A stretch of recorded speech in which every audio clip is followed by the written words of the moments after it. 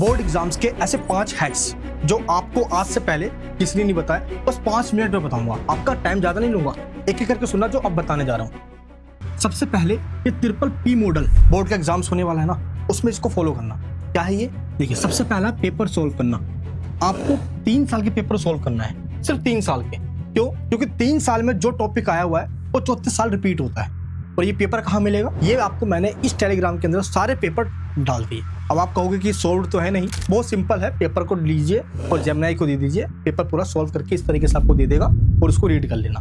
और एक गलती मत करना, कई लोग आपको बोलेंगे कि ये रहा सोल्व पेपर, ले लो पढ़ लो इसको। नहीं, आप खुद से एक बार पेपर को चेक कीजिए कि पेपर आया हुआ कैसे है, किसी और का मत लीजिए। मैं आपको ऐसा इसलिए कह रहा हूँ क्योंकि पैटर्न आपको समझ में आ जाएगा एग्जाम में क्वेश्चन कैसे घूम कर आ रहा है, पहला। दूसरा है पेपर को प्रेजेंट करना। इससे पहले क्या आपने अपने खुद के नोट्स बनाए हैं या अभी भी उन नोट्स के भरोसे हो जो आपको टेलीग्राम पे या इधर उधर से मिल जा रहे हैं? कोशिश कीजिए कि जो आप पढ़ रहे हो अपने लैंग्वेज में खुद का नोट्स बनाइए जो सिर्फ आपको समझ में आए और किसी और को ना आए।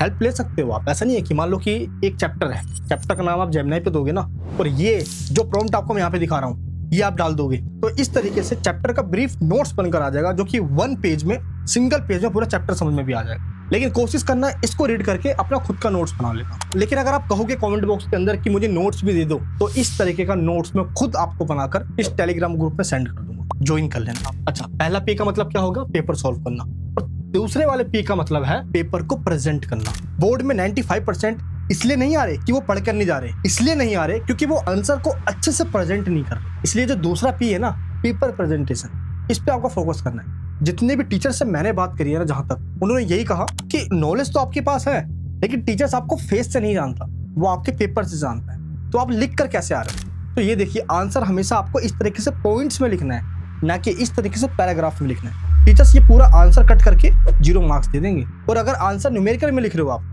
तो स्टेप बाय स्टेप लिखो और एंड में आंसर को बॉक्स में बंद कर दो, ताकि टीचर्स आपके वो आंसर को देखे जो बॉक्स में बंद किया आपने और आपको मार्क्स दे दे। तो इस तरीके से खिचड़ी नहीं बनानी, ऐसा आंसर लिखना है कि पढ़ा जा सके। आप नीचे कमेंट बॉक्स में बताना कि आंसर राइटिंग की स्पीड क्या आपकी तेज है या स्लो है, कमेंट बॉक्स में बताना। एंड तीसरा जो पी है, पैनिक मत होना। एक भी क्वेश्चन चाहे आता हो या ना होता हो, छोड़कर मत आना, क्योंकि जो सारे क्वेश्चन अटेम्प्ट करते हैं ना सीक्वेंस में, उनको मिलती है ग्रेस मार्किंग। और ग्रेस मार्किंग का फायदा ये होता है कि अगर आपके 5-10 नंबर रह रहे हो ना, तो वो टीचर्स आपको एक्स्ट्रा देके आपके परसेंटेज पूरा कर देते हैं। Next point, RWD। अब ये RWD का मतलब क्या है? पहले आपको चीजों को रीड करना है, चाहे एनसीईआरटी पढ़ो या सैंपल पेपर को रीड करो। पहले रीड कीजिए, अपने कानों को सुनाइए, उसके बाद जो भी आपने पढ़कर देखा उसको राइट कीजिए। कई बार क्या होता है कि जो पॉइंट्स आप एग्जाम में लिखते टाइम भूलने वाले हो ना, वो अगर आप अभी लिख कर देख लोगे तो आपको अभी पता चल जाएगा कि आप कौन से पॉइंट भूलने वाले हो। ये सबसे बेस्ट तरीका होता है आंसर राइटिंग करके देखना। 3 घंटा प्रॉपर टाइमर लगाइए और पेपर को सोल्व कीजिए। ये सबसे इफेक्टिव तरीका होता है पेपर के अंदर टाइम को मैनेजमेंट करना। और थर्ड मेथड है D, यानी कि डिस्कस करना। अपने मन में उन चीजों को डिस्कशन कीजिए जो भी आपने पढ़ा हुआ है। डिस्कशन करने से वो भी चीजें आपको याद आ जाती है जो आप भूलने वाले हो। तो RWD, रीडिंग, राइटिंग और डिस्कशन। और इसके बाद सबसे एंड का जो पॉइंट है, ये 5वां हैक जो बताने जा रहा हूं आपको, सही से सुनना। 100% सिलेबस के पीछे मत भागना। अब टाइम बचा नहीं है। अभी भी आप सोच रहे हो कि यार वो भी छूट गया है मेरा, अरे ये भी छूटा हुआ है, अरे इसको भी कर लेता हूँ। छोड़ दो, जितना हो गया है उसको अच्छे से कर लो। और मैं आपको बता रहा हूँ, जिस दिन आपका रिजल्ट आएगा आप खुद बोलोगे कमेंट बॉक्स के अंदर आके, मेरे आगे 95% बस यही फॉलो करके।